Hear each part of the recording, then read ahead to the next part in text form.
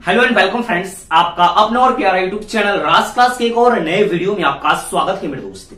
तो आज के इस वीडियो में हम जो बात करेंगे ना, वह जो सखे संबंधी होती है, घर के जो रिश्तेदार है, माता पिता भाई बहन, इस सबको हम लोग संस्कृति में क्या कहते हैं।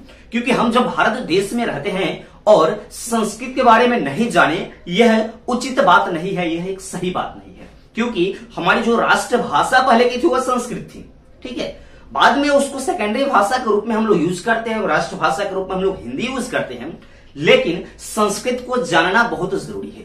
आप लोग जानते हो कि संस्कृत बहुत भारी होता है। नहीं मेरे दोस्त, संस्कृत बहुत ही आसान होता है। एक बार इस वीडियो को तो देखकर देखिए, आपको इतना आसान लगने लगेगा संस्कृत, आप भी कहोगे क्या इतना आसान होता है संस्कृत। तो मेरे साथ बने रहिए, आपको पूरा संस्कृत एकदम आसान भाषा में आपको समझा दूंगा।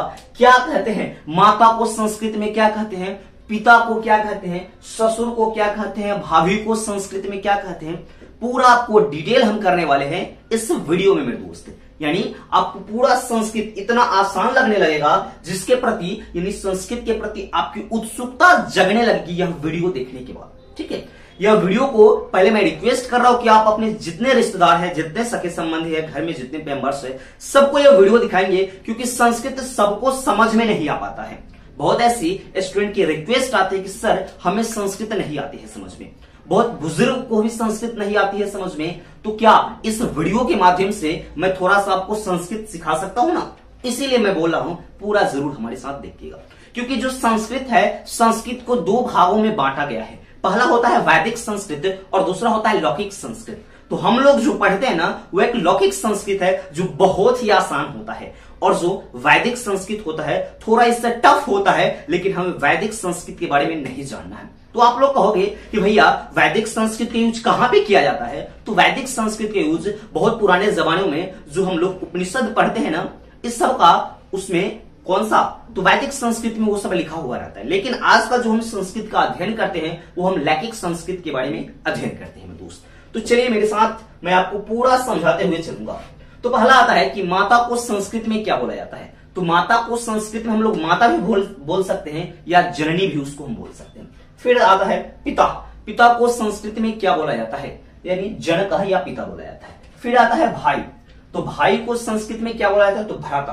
तो भैया भाई आता है, तो बड़ा भाई। छोटा भाई को क्या बोला जाता है संस्कृत में, तो बड़ा भाई को संस्कृत में अग्रजः बोला जाता है, और छोटा भाई को संस्कृत में अनुजः बोला जाता है। फिर बहन है, तो बहन को संस्कृत में क्या बोला जाता है, तो बहन को संस्कृत में भगिनी बोला जाता है। फिर आता है बड़ी बहन। तो बड़ी बहन को संस्कृत में अग्रजा, बड़ा भाई को अग्रज और बहन को अग्रजा। फिर छोटी बहन को अनुजा बोला जाता है संस्कृत में। चाचा को पितृव्य या काका बोला जाता है। फिर यहां पे आता है कि बुआ। बुआ को संस्कृत में क्या बोला जाता है, तो बुआ को संस्कृत में क्या बोला जाता है, पितृशवसा। फिर भतीजा को भ्रातु या पुत्र बोला जाता है। भतीजों को भ्रातु या उसको पुत्री बोला जाता है। दादा को संस्कृत में क्या बोला जाता है, तो पितामह बोला जाता है। क्योंकि पहले की जो पुराने जमाने के लोग थे, वह पितामह का यूज करते थे। भीष्म पितामह, यानी इस तरह के पितामह, इस तरह के पितामही, मातामह, इस तरह के शब्द का यूज करते हैं। लेकिन हम लोग नहीं समझ पाते हैं कि वह किसका नाम ले रहे हैं, क्या बोल रहे हैं। तो आज आपको समझ में आ जाएगा कि हम यह पितामह का मतलब क्या है, तो दादाजी है। यानी दादा का संस्कृत क्या होता है, पितामह होता है। फिर दादी का पितामही, नाना का मातामह, फिर नानी का मातामही। फिर आता है कि देवर को संस्कृत में क्या बोला जाता है, तो देवर को संस्कृत में देवरह बोला जाता है। फिर दामाद को संस्कृत में क्या बोला जाता है, तो जमात्री बोला जाता है। जमात्री, जमात्री दामाद को बोला जाता है संस्कृत में। फिर आता है कि साला को संस्कृत में क्या बोला जाता है। साला को संस्कृत में क्या बोला जाता है, तो इसको स्याला बोला जाता है, और साली को स्याली बोला जाता है। फिर आता है कि जीजा को संस्कृत में क्या बोला जाता है, इसका संस्कृत शब्द क्या होता है, तो अभुतः, यानी इसका क्या होता है संस्कृत में अभुतः। ननद को ननांद्रु। फिर भाभी को भ्रातृजाया। फिर पोता को पौत्र संस्कृत में बोलते हैं, और परपोता को संस्कृत में क्या बोलते हैं, तो परपोता को संस्कृत में प्रपुत्रः बोलते हैं। फिर मामा को संस्कृत में मातुलः बोलते हैं, और मामी को मातुली। फिर आता है कि पोती को संस्कृत में क्या बोलते हैं, तो पौत्री बोलते हैं। फिर आता है सास को स्वशत्रु। फिर ससुर को स्वसुरः, ये सब जो है ना हमारे घर की जो मेंबर्स है, हमारे रिश्तेदार है, उन सभी का मैंने आपको संस्कृत यहां पे बताया हूं।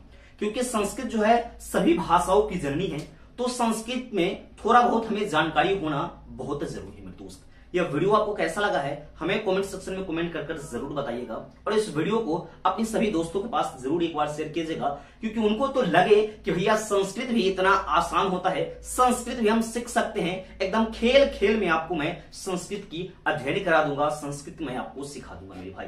ठीक है, इस वीडियो को आप सबको पूरा देखने के लिए आप सबको बहुत बहुत धन्यवाद मेरे दोस्त। तो मिलते हैं नेक्स्ट वीडियो में, तब तक के लिए धन्यवाद।